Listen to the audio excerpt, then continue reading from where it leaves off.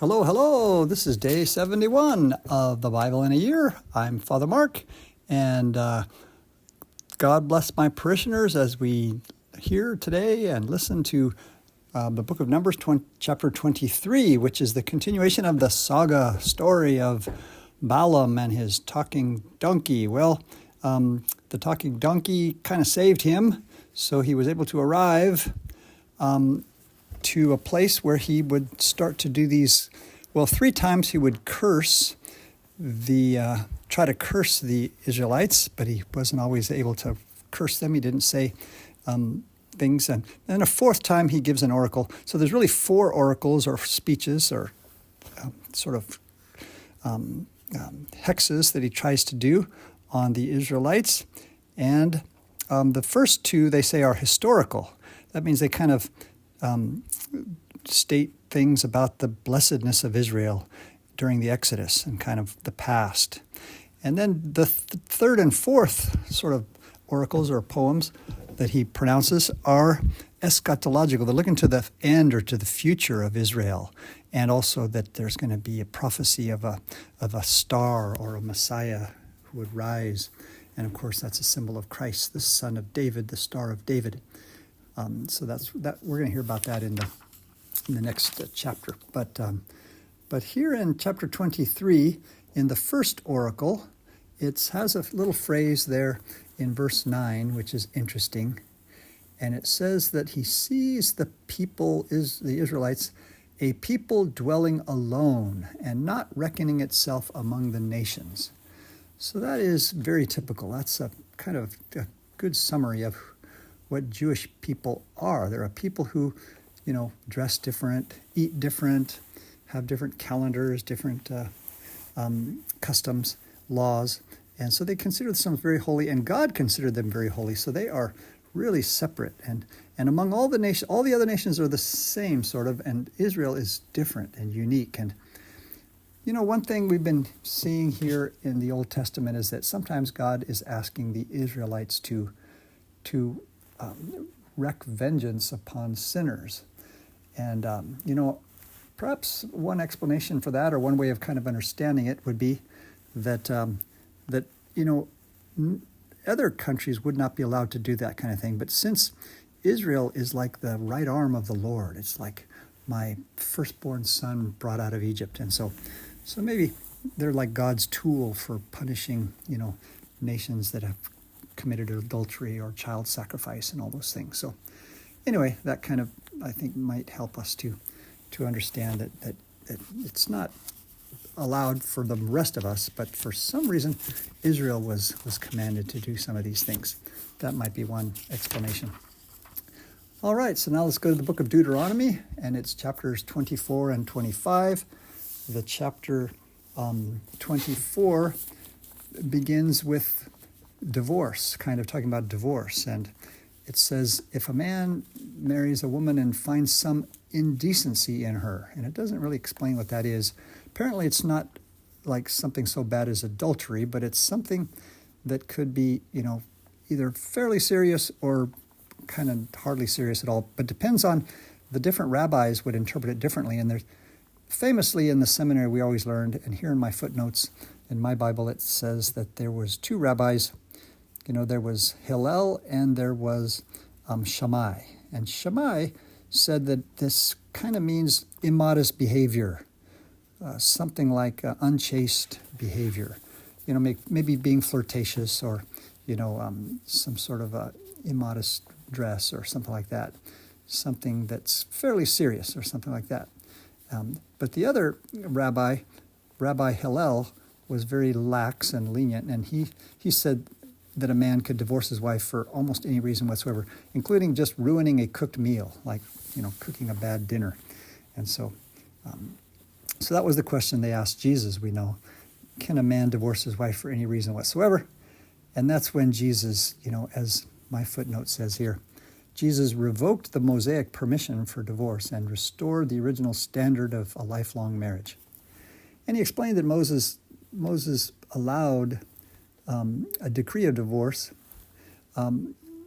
because of their hardness of heart. Basically, it's because divorce was happening And Moses kind of wanted to prevent the abuses that were involved in, particularly if a man would divorce his wife, and then she would go and be with another man, and then and then he would take her back again, kind of like as if the woman was like a yo-yo, that the man could take her back anytime he wanted, that kind of thing. That is sort of trying to regulate, at least limit divorce.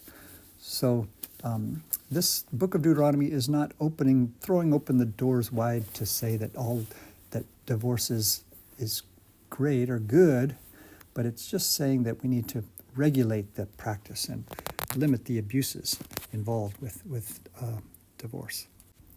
Then in chapter 25 of Deuteronomy, there is some interesting things about several things. First, it talks about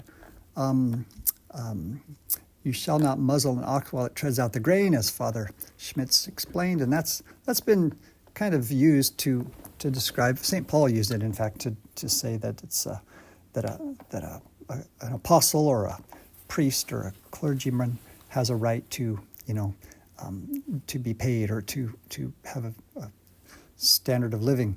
1 Corinthians chapter 9, St. Paul talks about that, and in 1 Timothy chapter 5.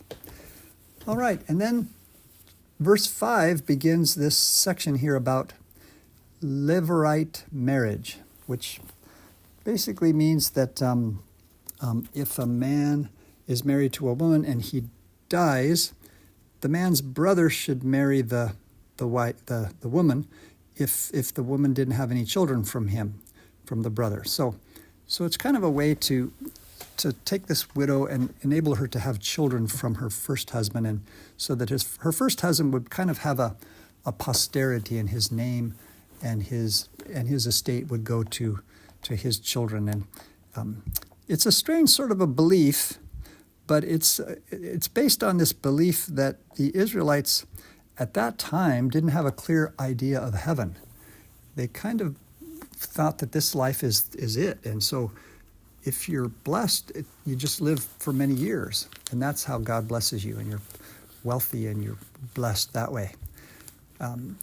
But another way to live forever is in your descendants. That if your name, your last name, and your estate and your dynasty if you had many descendants, you could be remembered forever, and you kind of live forever that way. But they also believe that that's kind of the man who lives forever, because they didn't understand that a woman also provides 23 chromosomes when there is conception in the woman's womb. They didn't understand that.